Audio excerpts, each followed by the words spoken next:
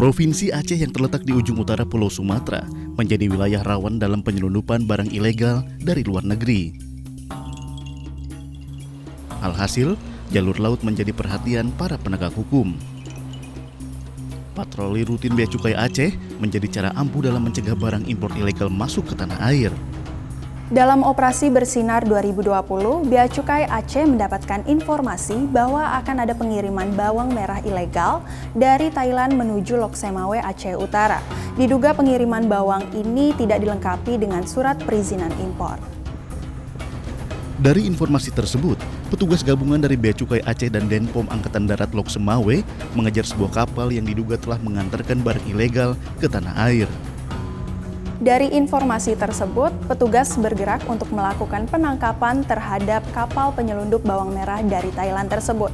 Dan dari informasi, kapal tersebut diduga melakukan pelarian diri ke perairan Jambo Aye, Kabupaten Aceh Utara. Ini kapal penyelundupnya kapal DNA 3 dengan krunya ada 4 orang. Tuh lihat kapal kami narik nih. Dari informasi pemilik kapal, diketahui barang selundupan berupa bawang merah telah dibongkar muat dan dikirim menggunakan truk. Selanjutnya, tim melakukan pengejaran terhadap truk tersebut. Barang putih bawang tidak di tempat. Coba cek bawang. Apa yang dibawa, Pak? Bawang, Pak. Punya siapa? Punya Rijal. Rijal mana? Ada dalam orangnya. Dari penegahan tersebut, petugas berhasil mengamankan sebanyak 768 karung yang berisi masing-masing 24 kg bawang merah. Terhadap pelaku penyelundup bawang merah tersebut dikenakan sanksi atas penyelundupan barang impor yang diatur dalam Pasal 102 huruf A Undang-Undang Nomor 17 Tahun 2006 tentang Kepabeanan dengan ancaman pidana penjara paling singkat 1 tahun paling lama 10 tahun.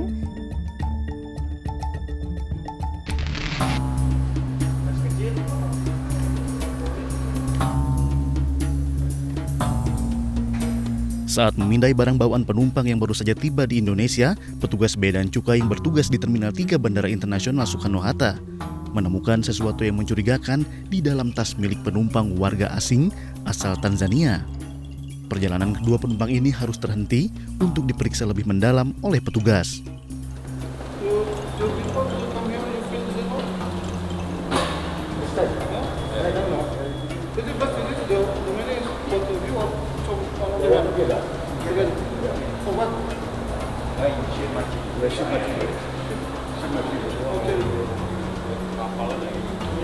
Oh, yang company?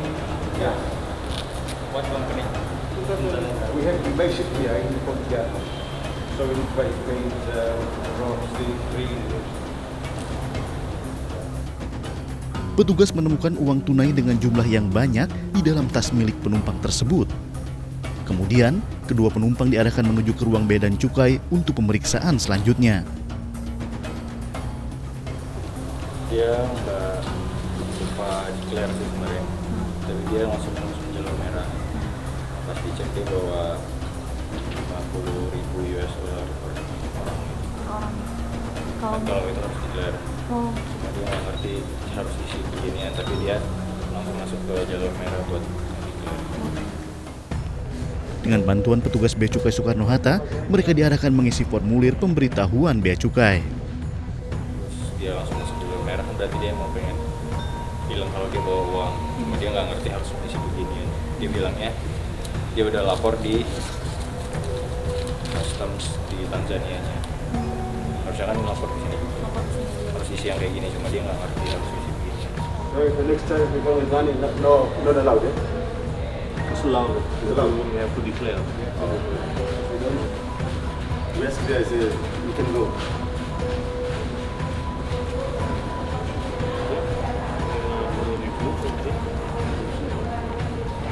Five? 59. This one, 50, this is 10. Oh, this is 10,000. Yeah, this is 50.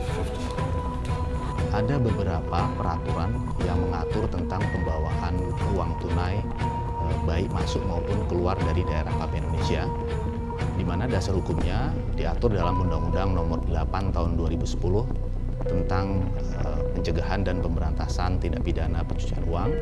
Kemudian diatur dalam peraturan pemerintah nomor 99 tahun 2016 dan dalam petunjuk pelaksanaannya diatur dalam peraturan Menteri Keuangan nomor 157 tahun 2017 yang diubah dengan peraturan Menteri Keuangan nomor 100 tahun 2018. Ada juga peraturan dari Bank Indonesia di mana ada PBI nomor 19 tahun 2017 dan diubah kemudian dengan PBI nomor 20 tahun 2018 yang mengatur mengenai pembawaan uang kertas asing, dan ada juga peraturan BI nomor 4 tahun 2002 khusus mengatur mengenai pembawaan uang kertas rupiah. Kalau yang dibawa itu uang kertas rupiah 100 juta atau lebih, maka harus ada izin dari Bank Indonesia. Itu khusus uang rupiah. Nah, terus ada lagi satu aturan terkait dengan pembawaan uang kertas asing selain rupiah.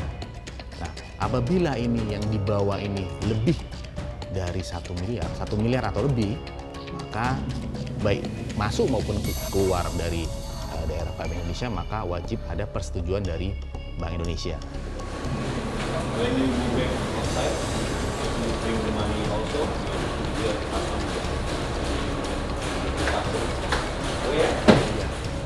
Tadi kalau misalnya hanya uang 100 juta rupiah atau uang kertas asing 100 juta saja, maka cukup dengan declare saja, maka Bea Cukai nanti akan menerbitkan dokumen semacam persetujuan untuk bisa dibawa. Tapi kalau tadi misalnya ada orang membawa 1,5 miliar atau 1 miliar lebih, dia sudah mendeklar, tetapi ternyata dia tidak punya izin dari Bank Indonesia untuk masuk.